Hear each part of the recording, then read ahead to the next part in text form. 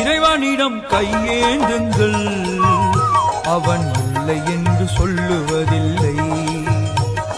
பொறுமையுடன் கேட்டு பாருங்கள், அவன் பொக்கிஷத்தை மூடுவதில்லை. இறைவனிடம் கையேந்துங்கள், அவன் இல்லை என்று சொல்லுவதில்லை.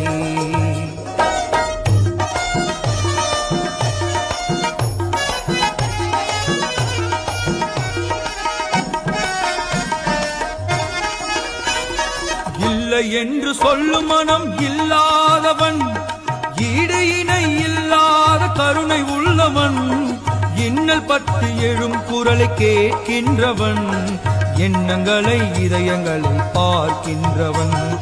இறைவனிடம் கையேந்துங்கள், அவன் இல்லை என்று சொல்லுவதில்லை.